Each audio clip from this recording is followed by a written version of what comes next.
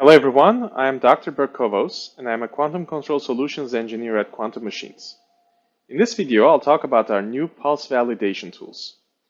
Our control platform at the hardware level is powered by our 18-core pulse processor unit. The processor is programmed through a high-level Python-like language called QOP. Once the QOP program is provided, a compiler translates the instruction set to the OPX processor and allocates resources for the program execution.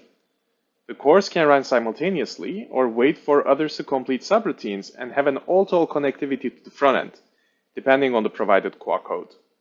With the OPX, we provide a simulator to visualize the pulses sent out from the front end.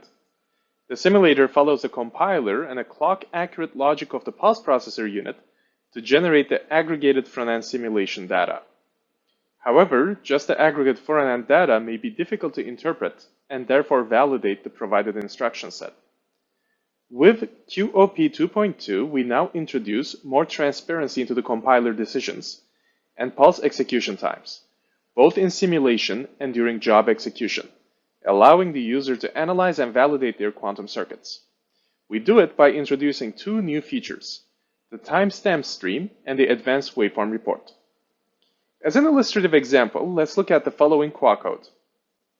I have a 2-qubit system where qubit number 1 does a dynamical decoupling sequence where I rotate the qubit to an equal superposition state with an x over 2 pulse, hit it with as many y pulses as I need in this for loop, and project it back to the measurement basis with another x over 2 pulse.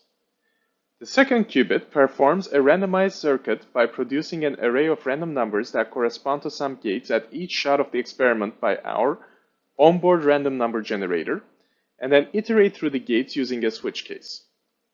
Finally, the readout resonator plays two separate multiplex tones to measure the qubits and demodulates the signal when it arrives at the inputs. Here I am displaying the scope trace where I quadratures of the OPX output are connected to the labeled ports. As you can see, qubit number 1 plays a dynamical decoupling pulse, qubit number 2 has 6 random pulses, and after they are both done, the readout line is excited by 2 separate tones to probe the 2 qubits. To analyze the implemented logic, I can extract the gate start times by creating a timestamp stream every time a pulse is played, including measurement actions, as can be seen here on this code. This creates a measure timestamps handle for the job object that I can fetch in Python. The reported results are in clock cycles, so I multiply them by 4 after the reporting. For ease of viewing, I will change the IF to 0, so we can analyze the timing accurately on the scope. The beginning of the pulses needs to be calibrated, but the relative timing is always fixed. I can see this by subtracting the pulse start times from each other and printing the results.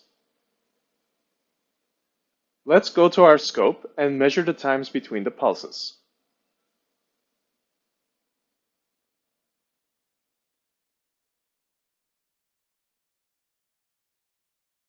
As can be seen from the measurement tool, it takes 560 nanoseconds between the first pulse and the second, 160 nanoseconds for the x over 2 pulse and 400 nanoseconds for tau.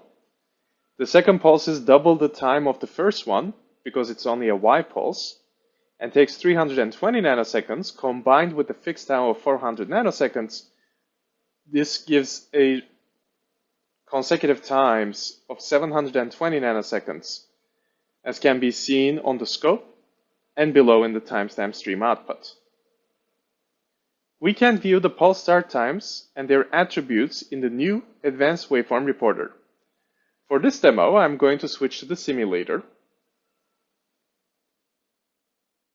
To use it, simply send the QOP code to the simulator and then call for getSimulatedWaveformReport function.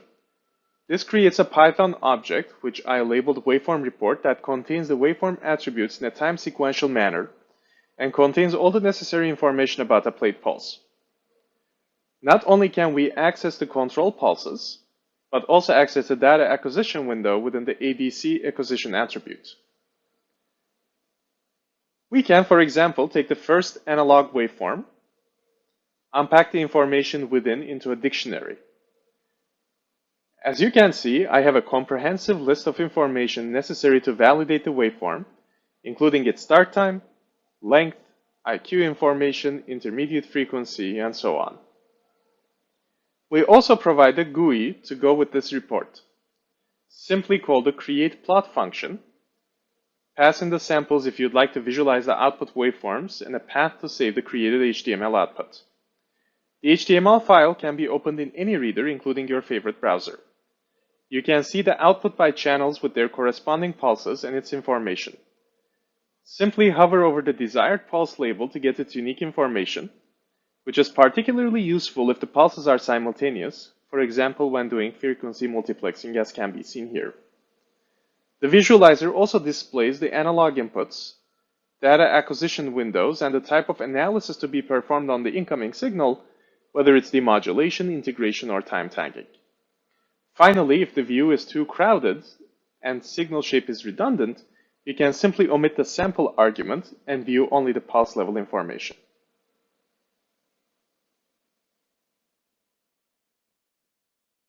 With the timestamp stream and the advanced waveform reporting tool, we provide a comprehensive and easy to access information about the executed pulse sequences for our users. This tool brings further transparency into compiler decisions, where the compiler allows our users to implement even the most complicated quantum experiments with ease on the pulse processor. To learn more about this tool and how we accelerate quantum research and development, please visit the links below. Thank you.